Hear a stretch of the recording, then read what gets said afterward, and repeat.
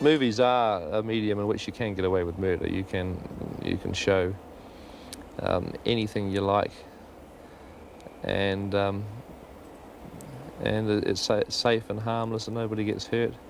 And yet it can certainly shock or thrill a few people, which is also a bit of fun.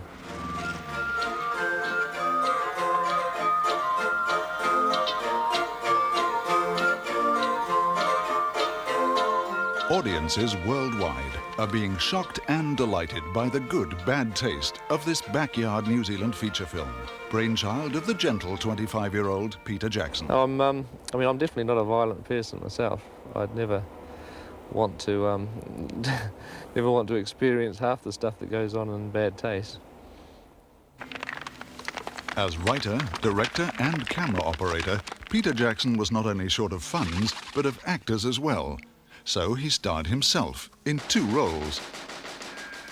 Playing Derek the hero and Robert the alien, he was able to do battle with himself.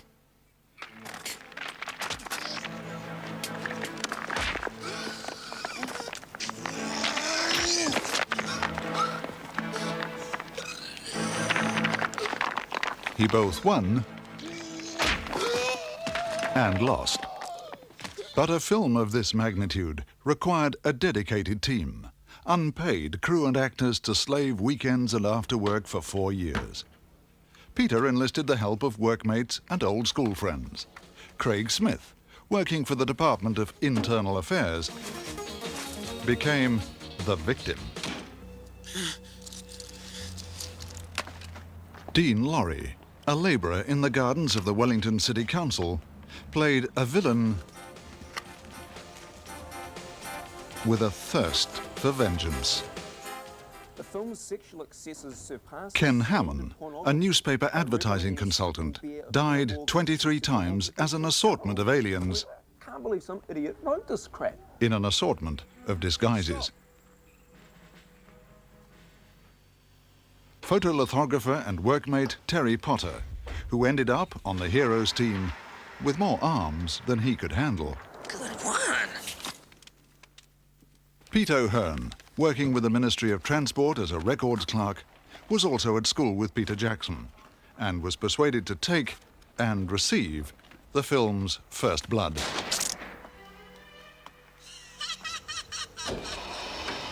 And Mike Minette, another photolithographer from Peter's days when they all worked together on the same daily paper, completed the team of dedicated friends and amongst the heroes became leader of the pack.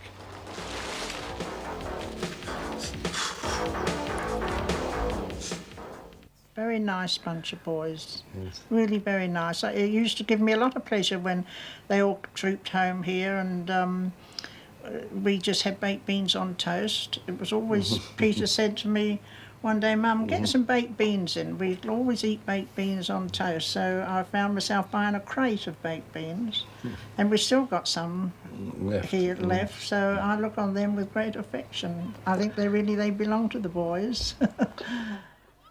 Peter Jackson was born and raised on the coast just north of Wellington, where he attended the local primary school.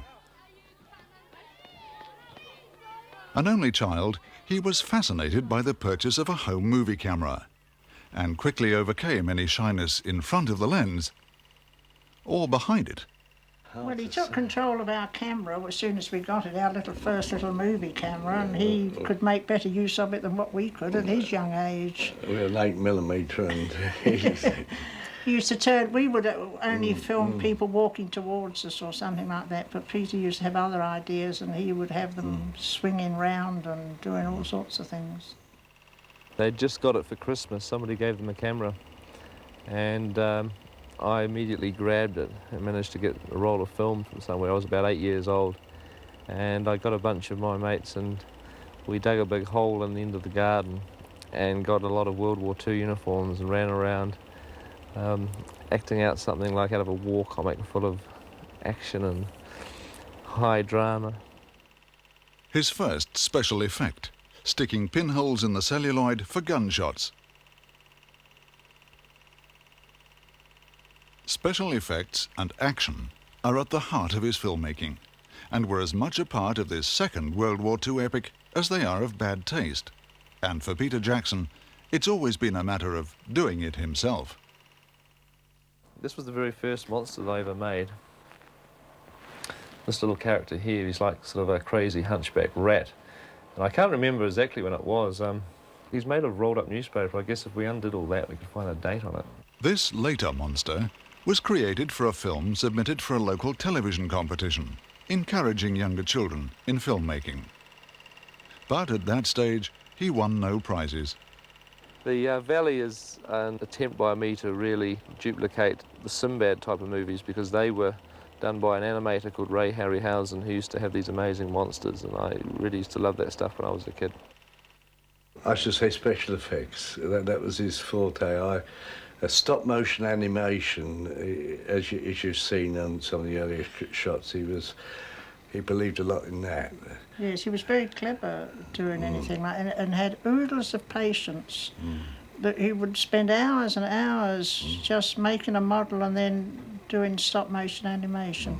I think the horror part of it came in because he saw that as the market that he could get into. Then along came James Bond, a new style for Peter to try as director and actor, impersonating his on-screen hero Sean Connery, but already displaying his own innate sense of humour.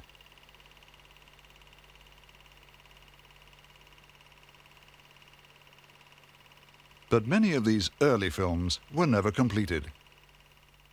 Yeah, losing interest was a major problem earlier on, because I had so many different ideas that I'd sort of start shooting something and I wouldn't be particularly pleased with the results. I'd realise that I didn't have the money that I needed or the expertise, and it was really, I was thinking of ideas that were Hollywood big budget films, and I had a little Super 8 camera that couldn't shoot sound, and I was trying to do animation when I didn't have a single frame control. I just have to press the trigger for a short burst and get 2 or 3 frames. It was jerky, and I'd be quite disappointed with the results and sort of forget about that particular little movie and move on to something else. But now, having left school and working as a trainee lithographer, Peter is able to meet some costs and aims for a new dimension. I had this idea of shooting a CinemaScope film because I love the shape of the CinemaScope screen, so I sent over to England and got this little lens that you can put on the front of your camera and your projector, and you can make movies in full CinemaScope. So we worked for about a year on this vampire movie, which never got finished again, although, you know, over an hour of it was shot. And even seeing it now on the screen is quite amazing with the this huge letterbox shaped CinemaScope screen. It's quite an effective little film. In 1983, Peter buys a second-hand camera capable of professional results. The old 8mm is returned to Mum and Dad, and work is begun at once on a 10-minute film which 4 years later will become the feature Bad Taste. 90% of Bad Taste was shot on a Bolex. They're very, very basic. You put the film in this side, and then it's like a spring-loaded motor. You've got to wind it up, and it gives you about 30 seconds worth of shooting. They're nice and light, and you can do a lot of camera moves with them. I mean, you know, and it looks fine on the screen too. He had the camera and his friends to assist him, but camera gear had to be made by hand. Tracks, a dolly, and although requiring some effort in getting to locations, particularly cliff tops, a camera crane. Sort of the whole thing was knocked together out of aluminium and put together a bit like a giant Meccano set. And the camera, this little lightweight Bolex again, was just mounted onto this bit on the end here. And of course, because of all this bloody metal, I couldn't look through the lens at all. And all the crane shots were done by pointing the camera in the general direction of the actors and just hoping for the best. But if you use a wide-angle lens, you usually get away with that sort of thing. But sometimes the camera must stay with the action. This is another bit of gear that I built for the film. It's called a Steadicam. And normally if you buy a proper one, they're about 40 or 50 grand, but this one cost about $20. And it sort of works basically the same principle, where you can move the camera around, follow people while they're running, and get more or less steady shots, because it's a spring-loaded thing. Move around like this. So it'll come up and down, in and out. And we use it for quite a few little shots in Bad Taste, and it seemed to help a little bit.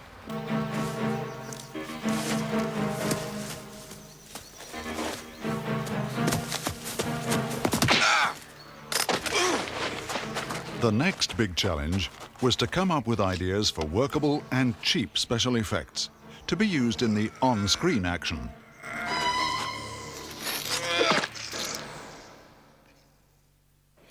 Well, the idea with most special effects, I reckon, is to keep them as simple as possible. And if you've got to have a machete going to somebody's head, it's easier to have a real person's head in a fake machete. So you knock something together like this with a bit of cardboard and some ice cream sticks to keep the whole thing reasonably rigid. And there's a pipe for blood, the little holes here that comes out. It just fits nice and snugly like that. And we used quite a few simple little props like that. There's another one here actually with a mallet that had to be whacked against somebody's head, so just made a block of sponge. You can whack it as hard as you like.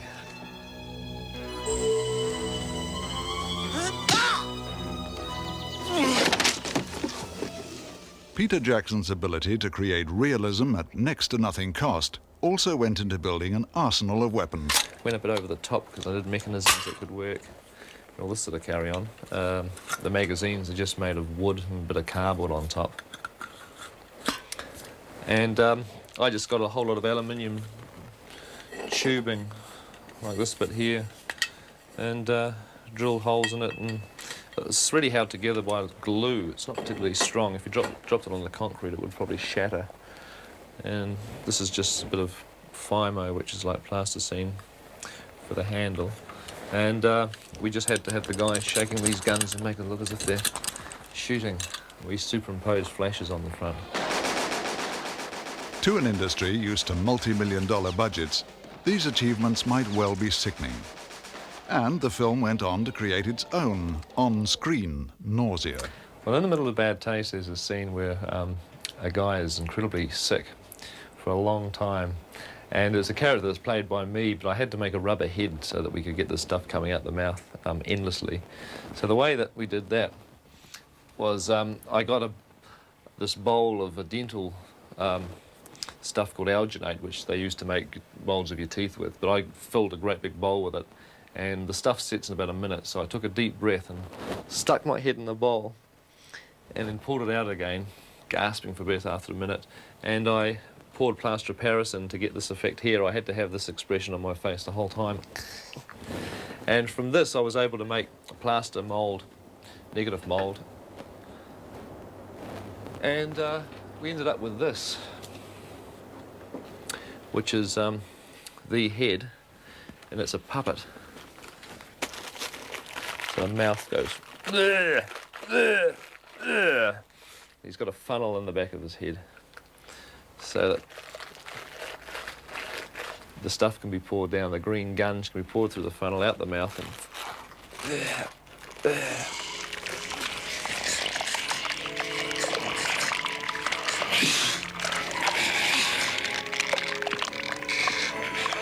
Horror, science fiction, and splatter.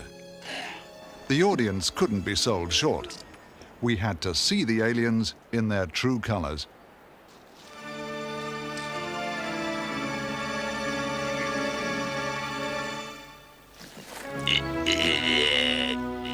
This is the chief baddie in the film. He's made out of foam latex.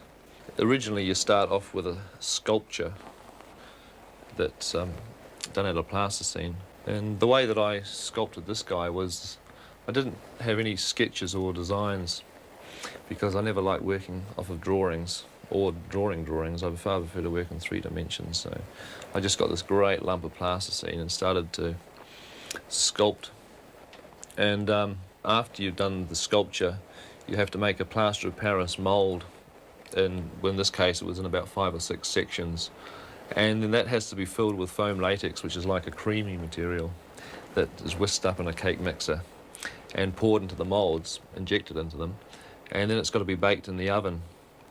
And I had to use Mum's oven for this, and it's only a normal household size, so the size of this head was determined by the size of the oven, and I managed to get it so that it could just squeeze in with about ½ an inch to spare, which is why he's got quite a flat top on his head. I'd have a menu planned for the meal that night, you know, using the oven, and quite often we'd have to end up by having sausages or something under the grill because he'd want the oven for his baking. He used the oven a lot, and the whole kitchen actually used to take over to make his moulds. The latex moulds were laid over fiberglass, with wires to control the lips and give the appearance of speech. You three, kill them. The rest of you get The major location for the film was set inside and outside an old colonial homestead.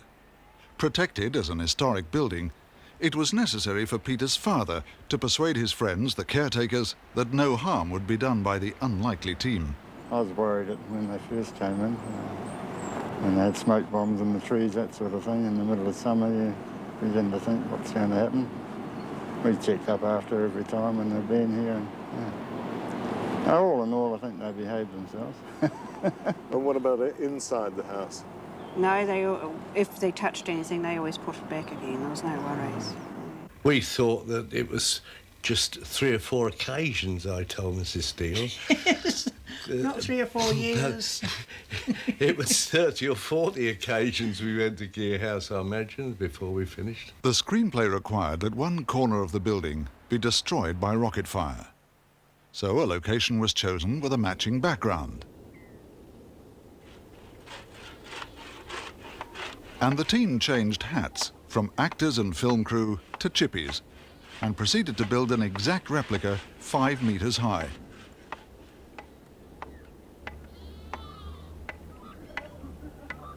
The corner to be demolished was designed to be broken away for a number of takes and reassembled to appear whole.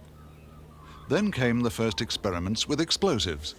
3, 2, 1, fire.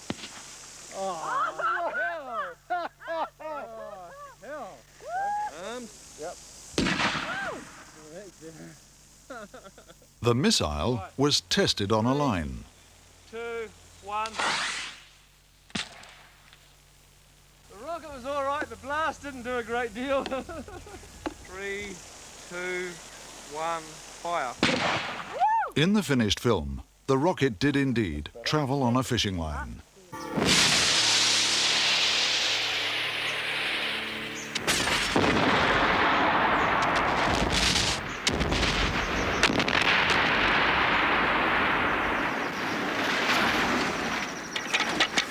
But the house also had to fly.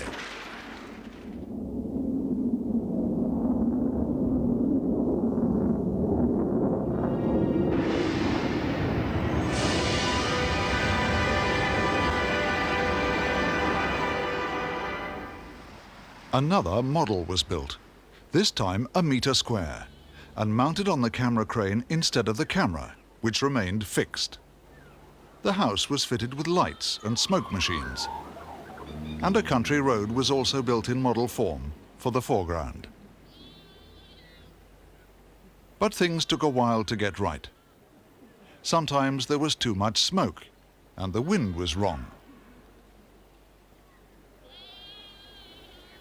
5 meters, 1 meter, and now an even smaller model for the final scenes in space. It was actually made out of old film boxes that I used to get from the National Film Unit, cardboard boxes. And we had a light shining inside here which provided the interior illumination. And this was sitting on a gramophone turntable, and we slowly spun it around. It's very lightweight. Bad Taste is Peter Jackson's 12th film. What began as a 10-minute short finished as a 90-minute feature. After 4 years of dedicated work, and some professional help in putting the film together, Peter was convinced it could go commercial. It was to be screened publicly for the first time at the 1988 Cannes Film Festival. I told Peter, I said, now don't be too unhappy if it isn't a success at Cannes.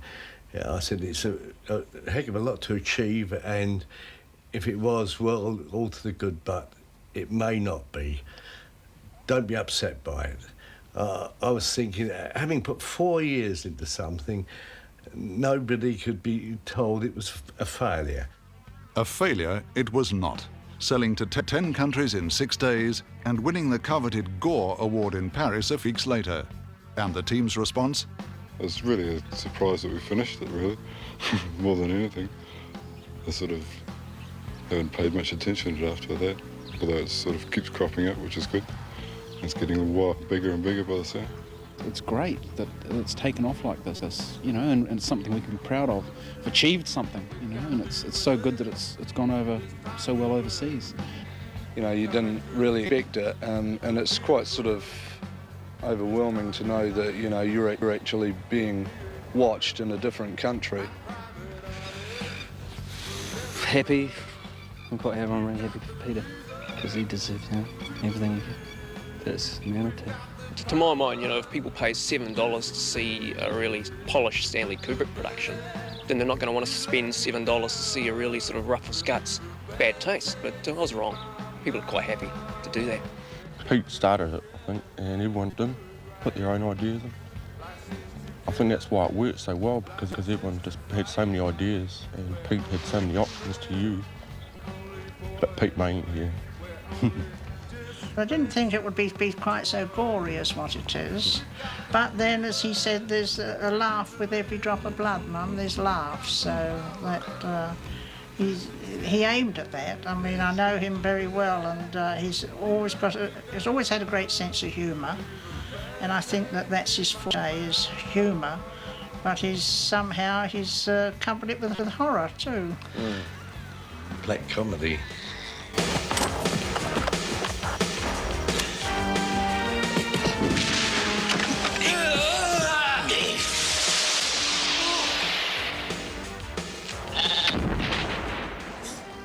The film has won international acclaim for its humour and originality, for an extraordinary individual talent, which began in childhood. Being an only child does make you more imaginative, I think, because you have to create your own games by yourself with whatever props come to hand. I mean, you know, matchbox toys and building blocks and that sort of carry on. You haven't got anybody else to bounce off, so you're creating it all in your own head all the time. And that, I think it certainly helps sort of exercise the mind, if you like. It's trained your mind to think of things, to be imaginative.